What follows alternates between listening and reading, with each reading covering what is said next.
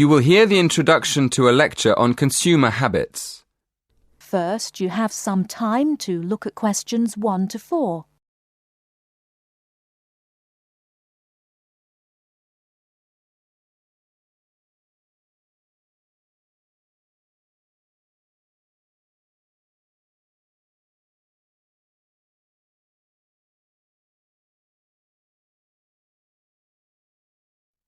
Listen carefully and answer questions 1 to 4.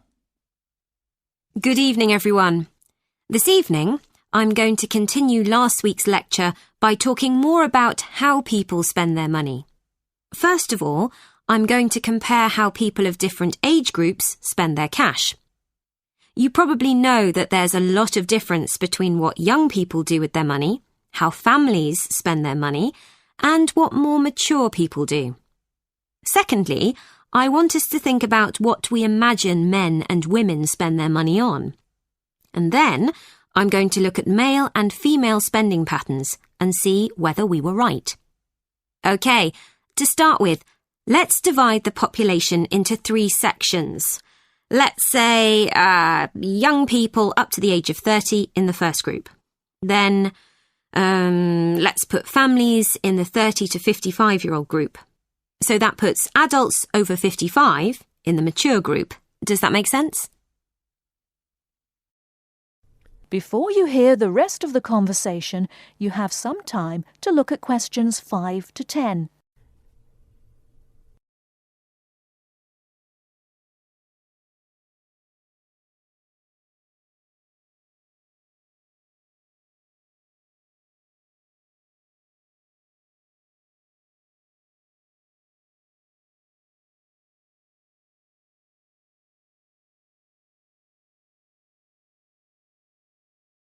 Now listen and answer questions 5 to 10. Right, well, I found that the first group, that's young people up to the age of 30, mostly spend their money on clothes, music and entertainment. That's not really very surprising, is it? Although I must admit, I thought they might spend a lot on cars and travelling around. So, the next group is what I've called families, people in the age group from 30 to 55. Naturally, as I expected, this group spends most of its money on food, toys and trips out. But I was surprised to find that people aged between 30 and 55 spend most of their money on furniture and kitchen equipment. I suppose it's logical if you think about it.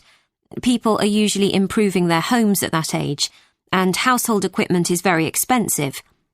But they also spend a lot of money on electronic equipment, like video games for the children. Now turning to the third group, that's people over 55. I thought they'd spend their money on gardening tools and electronic equipment, but I was wrong again.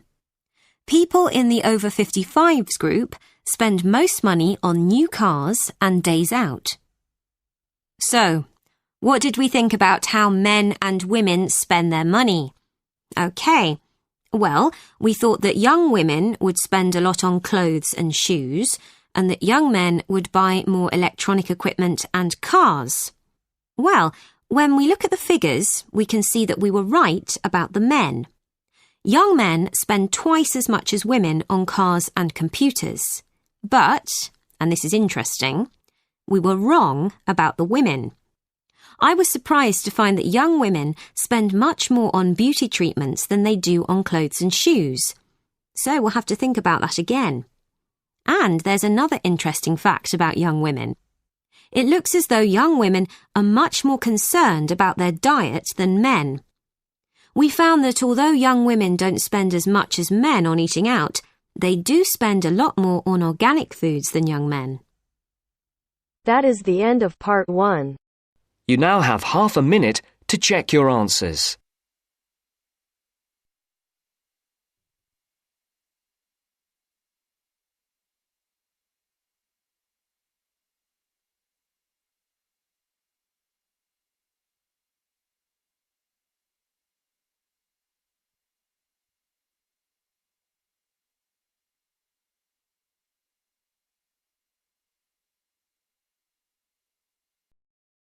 Now turns to Part 2.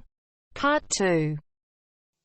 You are going to hear Dr. Joanna Robinson, the course director of a language learning centre, answering questions from reporters from the student newspaper. First, you have some time to look at questions 11 to 16.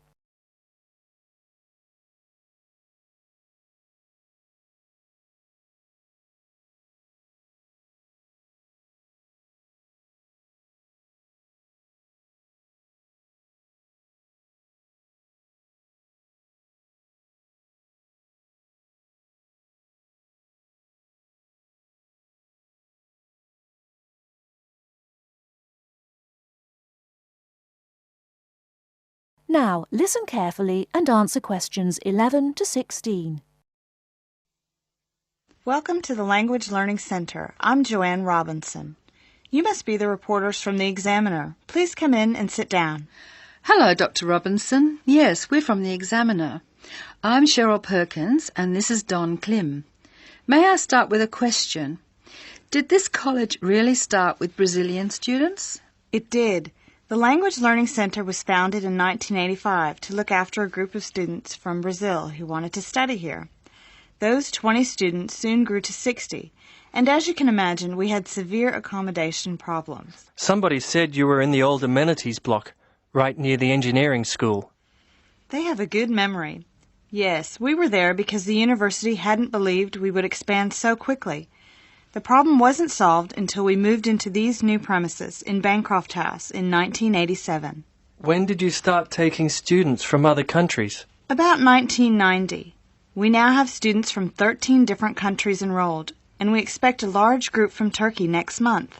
Yes, we've noticed a lot more advertisements for Turkish restaurants in our advertising section. Well, 40% of our students come from Turkey, by far the largest single national group, and I believe there's been an influx to the rest of the university. There are a lot of Turkish students studying hospitality. Do you offer anything special to the students? Yes, we do. There are several things which make us rather different from other language schools. English is certainly not restricted to English for academic purposes here. Sometimes we have extra classes for students who have particular courses in mind. And we have just said goodbye to a group of 30 Indonesian students who were preparing for a university course in agriculture. They came to us for English for farming, and they were with us for a long time. We miss them. How long do students usually stay at the Language Learning Centre?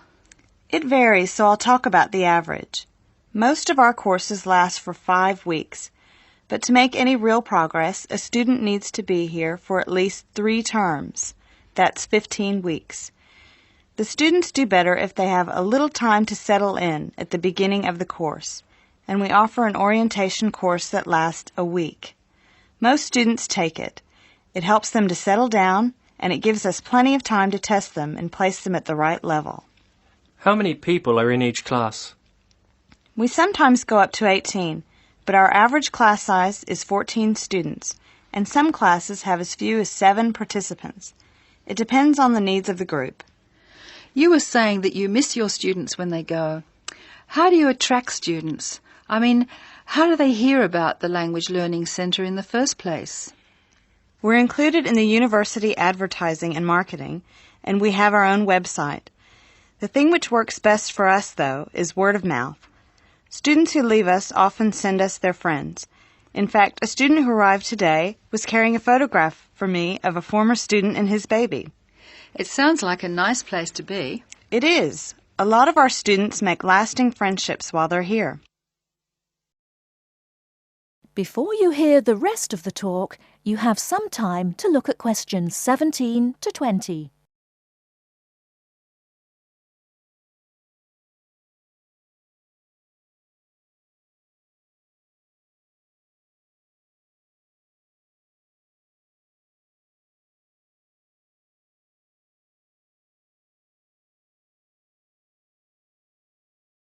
Now listen and answer questions 17 to 20. Making friends with other students sounds special enough. I'd like to emphasise that in the student newspaper. We do try to get our students to be part of the wider university. How do you do that? Do you encourage them to join the sports centre, for instance? Indeed we do. The Sports Center is always looking for active participants, particularly in soccer. Oh, and something else. You might like to mention that we don't teach just English here. I mean, we're a language center, not an English language center. You may learn Spanish, Mandarin, and Russian here, and we can sometimes offer other languages. This means we can have some students who are native speakers of those languages as conversation partners for English-speaking students. Who can do these courses? At this stage, any native speaker of English.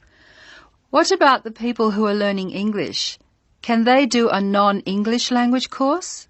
At this time, only if they've almost finished their English language course. You see, we try very hard to involve students who are native speakers of English as conversation leaders, and we encourage our students to join groups on the campus. For instance, if they enjoy music, there is an active jazz group available to everyone, and that's a lot of fun. On the other hand, elementary students can't go to the drama group. Their English just isn't ready for that sort of activity. But the university choir welcomes all the singers it can find. They often do large productions that need a lot of voices. I imagine the special conversation groups are open to all your students. I wish they were. I'm sorry to say they're a special service we provide for elementary students only. Is there anything else I can tell you? I'd be really pleased if you could write about the courses we offer in foreign languages. I think our readers will be very interested in that. Thank you for your time, Dr. Robinson. Yes, thank you very much. Goodbye. Thank you for giving me the opportunity to talk about the center. It's always good to let the rest of the students at the university know what goes on in our classrooms and outside them. After all, many of our students leave us and then study for degrees in various disciplines on this campus. That is the end of part 2. You now have half a minute to check your answers.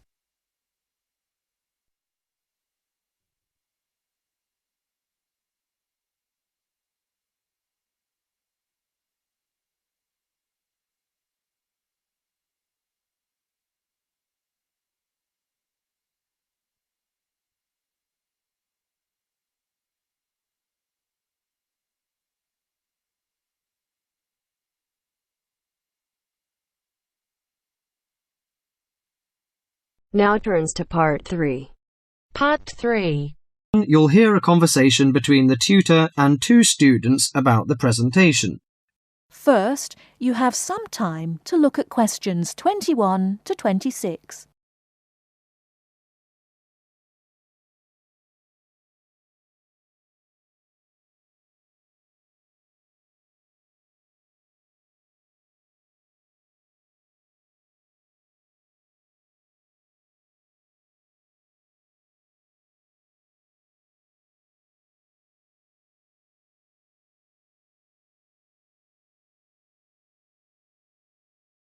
Now listen carefully and answer questions 21 to 26. Good morning, everyone. Well, I think we can start straight away by getting Rose and Mike to do their presentation. Would you like to start, Rose? Yes, well, we've done a survey on local entertainment. Basically, we tried to find out how students feel about the entertainment in the town and how much they use it. Yes, so we've called our project Out and About. Yes, that's a good title, Out and About. We wanted to find out how well students use the entertainment facilities in town, whether they go to see the latest plays, films, that kind of thing. Now we have our own facilities on campus, of course. Yes, we deliberately omitted those as we really wanted to examine outside entertainment in the town. Actually, there were a lot of areas to choose from, but in the end we limited ourselves to looking at 3 general categories: cinema, theatre and music. Right. Okay, well, first of all, cinema. In the town there are 3 main places where you can see films. There's the new multi-screen complex cinema, the Old Park Cinema, and the Late Night Odeon. So if you look at this chart, in terms of audience size, the multi-screen complex accounts for 75% of all cinema seats, The Park Cinema accounts for 20% of seats, and the Late Night Odeon has just 5% of seats. As you probably know, the complex and the park show all the latest films, while the Late Night Odeon cinema tends to show cult films.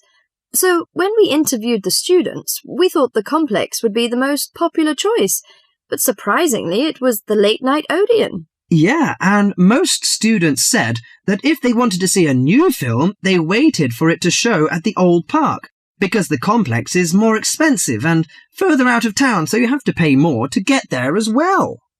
Yes, and that adds to the cost, of course, and detracts the popularity, evidently. Well, next we looked at theatres. The results here were interesting because, as you know, there's a theatre on campus which is popular, but there's also the Stage Theatre in town, which is very old and architecturally beautiful, and there's the large modern theatre, the Ashtop, has recently been built. So you just looked at the two theatres in town? Yes. What was interesting is that there are periods during the year when students seem to go to the theatre and periods when they go to the cinema, and we really think that's to do with budget. If you look at this graph, you can see that there's a peak around November and December when they go to the theatre more, and then a period in April and May when neither is particularly popular, and the theatre viewing seems to fall off virtually, while the cinema becomes quite popular in June and July. I think you're probably right about your conclusion.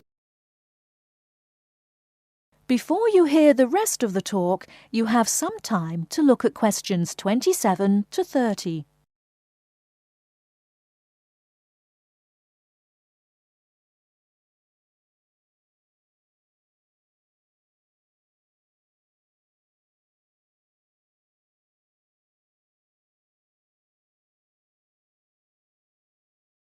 Now listen and answer questions 27 to 30. Well, lastly we looked at music, and this time we were really investigating the sort of small music clubs that offer things like folk or specialise in local bands. So not musicals as such. That's right. We looked at 3 small music venues and we examined the quality of the entertainment and venue and gave a ranking for these. A cross, meaning that the quality was poor, a tick meaning it was okay, and 2 ticks for excellent. First of all, the Blues Club, which obviously specialises in blues music. This was a pretty small place and the seating was minimal, so we didn't give that a very good rating. No, we don't recommend that one really. Then the Sunrise, which plays a lot of South American music, was a big place, very lively, good performers, so 2 ticks for that one. The Pier Hotel is a folk venue, a good place for local and up-and-coming folk artists to play. Not the best of venues, as it's in a basement and a bit dark, but the quality of the entertainment was reasonable, and the lighting was very warm, so we felt it deserved an average rating. Finally, there's the Bald Rock Cafe, which features big rock bands and is pretty popular with students, and we enjoyed ourselves there as well, so total marks for that one. And then did you get any information from the students as to which of the clubs they preferred? That is the end of part 3. You now have half a minute to check your answers.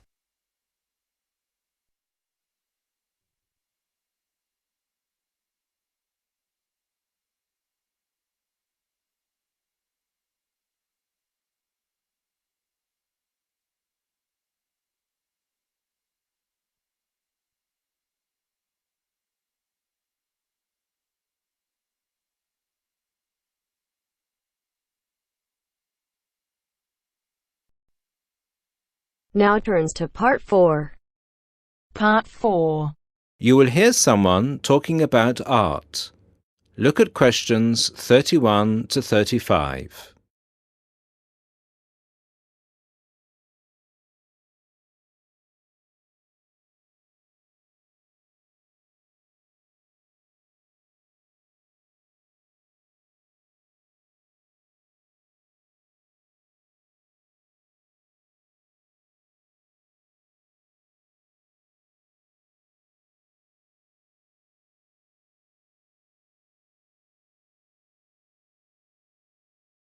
Listen to the first part and answer questions 31 to 35. Good evening, everybody, and welcome to the first in this year's series of public lectures offered by the Art Gallery. As Chief Curator of the Gallery, I was given the honour of presenting the first lecture, and let me tell you, I had a difficult time deciding what to talk about tonight. Being the curator, I naturally know just about everything that's in this gallery, but I wanted to choose an artist who has a wide appeal. That seems only fair, yes? But I didn't want to talk about someone so well known that anything I said would be familiar. I wanted someone modern. My personal preference is for modern art. But again, I wanted to choose someone who had the potential to appeal to all art lovers, whether they're attracted to traditional forms, impressionism, surrealism, or what have you. So, having spent the last 5 years as a visiting professor in Barcelona, it's not surprising that I finally chose to talk about one of the greatest Catalan artists, one whose work is likely to be familiar to many of you, Joan Miró. Look at this. And this. And this. Ring any bells? Miró's most famous and most widely reproduced works tend to be like this. Bright primary colours with lots of asymmetrical forms. He painted on large canvases, larger than himself quite often, and his paintings depicted birds, trees, flowers, and other features of the natural world. But Miró produced a great variety of work, and it's about some of his lesser-known paintings that I would like to speak this evening.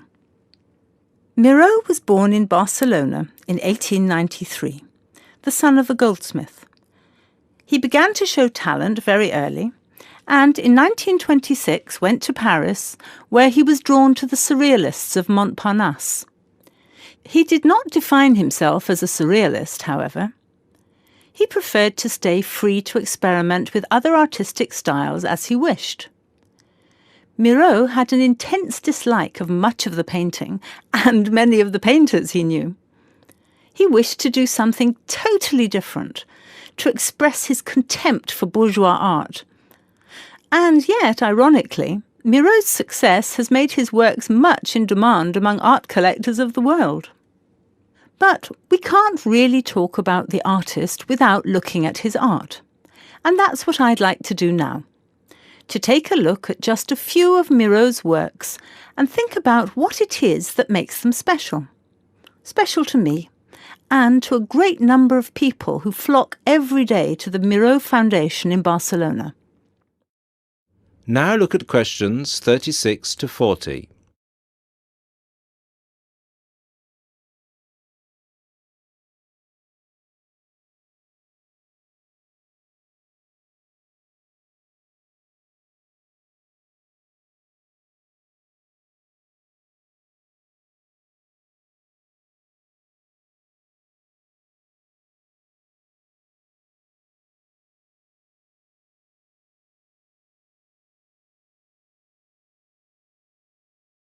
As the lecture continues, answer questions 36 to 40.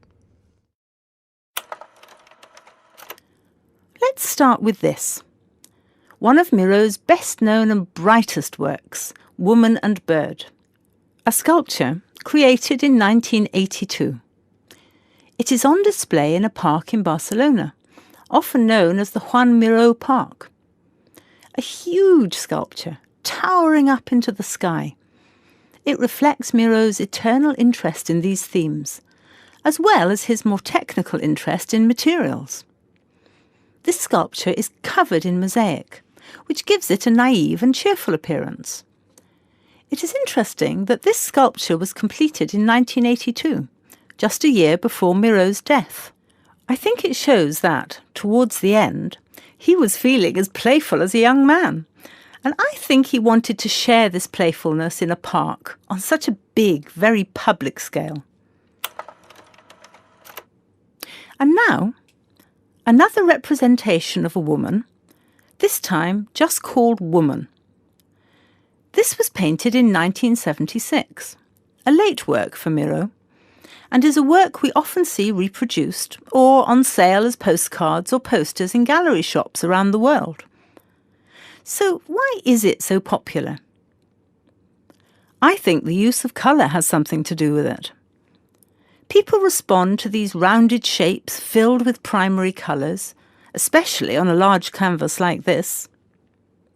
Also, the fact that, while it is rather surreal, it is still possible to recognise the form of a woman and to see it as a sympathetic representation. It's a bold, bright painting, and I think that it awakens a reaction in many of us. And finally, something quite different, though still a woman.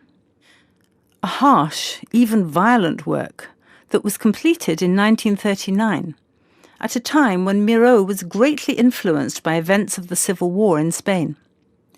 It's titled Seated Woman 2, but it can be hard to find the woman here, as she's been transformed into a rather horrendous creature. So is that how Miro viewed women? As grotesque? Not at all. This picture can also be seen as strong, with a huge base and solid shoulders to support those who depend on her. In this painting, her arms and neck seem to grow as vegetation out of her shoulders, representing woman as a fertile ground, perhaps. We also see here the fish and birds, the moon and stars so typical of Miro's work, making her a creature of nature and of the heavens as well. And that's all we have time for this evening, I'm afraid. I hope that you've enjoyed this brief look at Miro's work, and that you will enjoy the other lectures that follow this one. Thank you, and good night. That is the end of part 4. You now have half a minute to check your answers.